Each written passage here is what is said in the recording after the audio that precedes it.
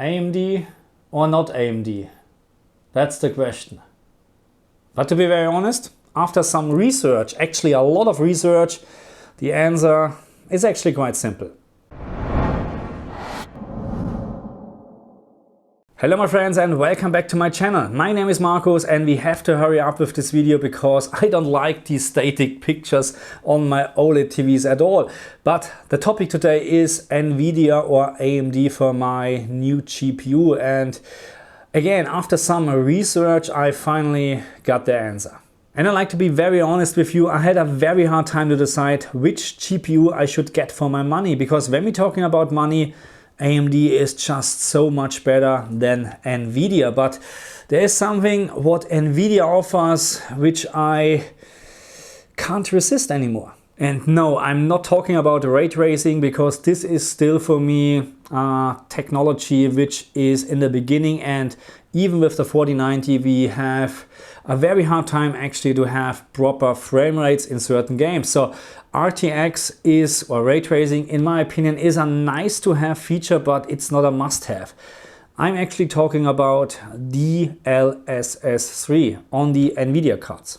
And yes, I'm very well aware of that at some point we will have FSR 3 on the AMD GPUs, but to be very honest, I don't think that this will be on the same level as the Nvidia or as Dlss 3. I just don't think so. That's why I'm going with Nvidia, because what I have seen in terms of Dlss 3, this is very hard. I just say Dlss in the future, okay? Anyway, what I have seen so far is really wow. Actually, not just in terms of how much frames per second you actually get more, also in terms of picture quality, because some games you lose actually almost nothing, or it's very hard to spot actually. You need to have a side-by-side comparison to see a difference. And yes, I'm aware of that. We have games where this technology is not working as in other games, but I mean, they're improving this every day.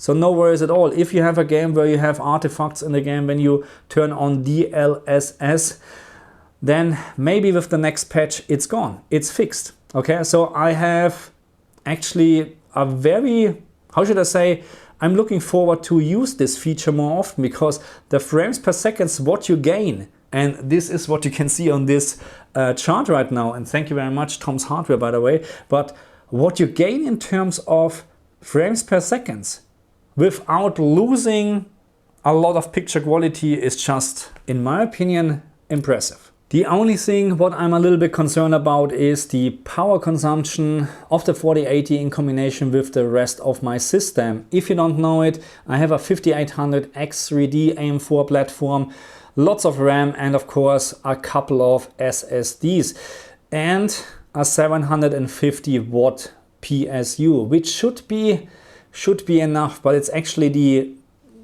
limit recommendation for the 4080 what I found so far.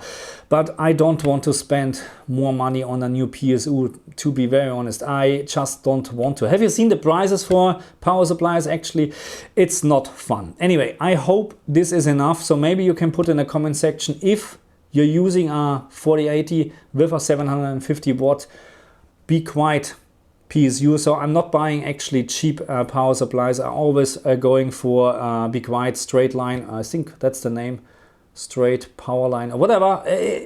The upper class, okay. So it's not a cheap power supply, but still just a 750 watt power supply. So I'm a little bit concerned about that.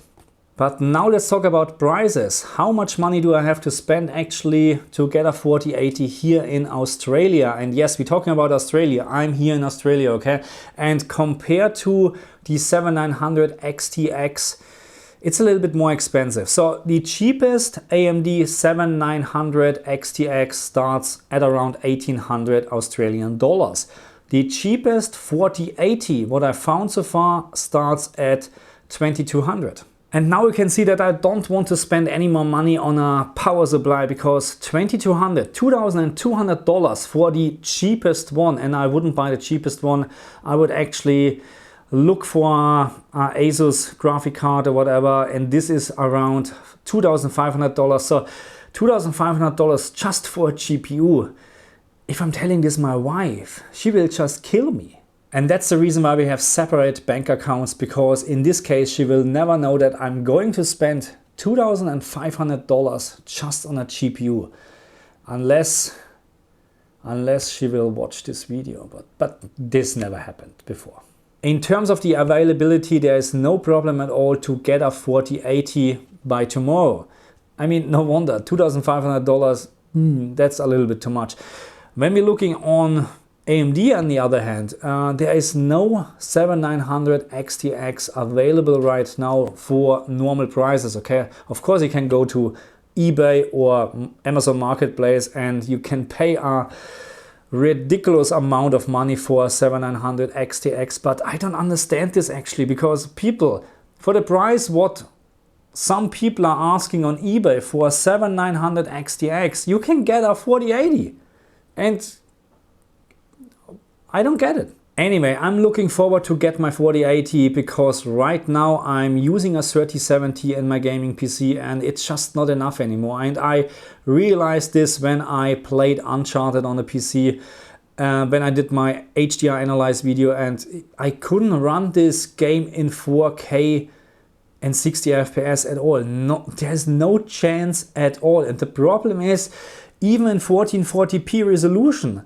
when you use textures on Ultra, you run out of VRAM. I'm not kidding. I had massive FPS problems or stuttering when I used the Ultra settings in 1440p. And this is not the first time when this happened, because Resident Evil on the other hand, okay, this was 4K, but Resident Evil in 4K and Ultra textures was exactly the same problem. 8 GB VRAM is not enough anymore.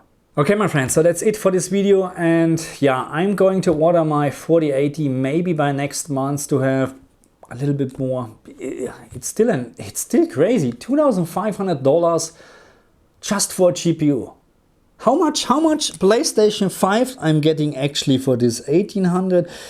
I get 3 PlayStation 5 for that. 3. I don't know what to say. I mean, I get it. You get better graphic with the GPU. I fully understand that. But those prices are just ridiculous.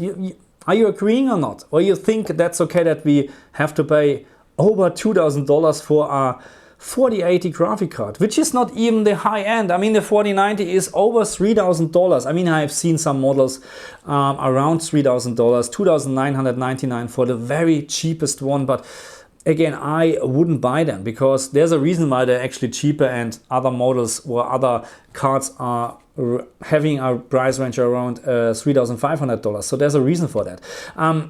Again, it's just way too expensive. But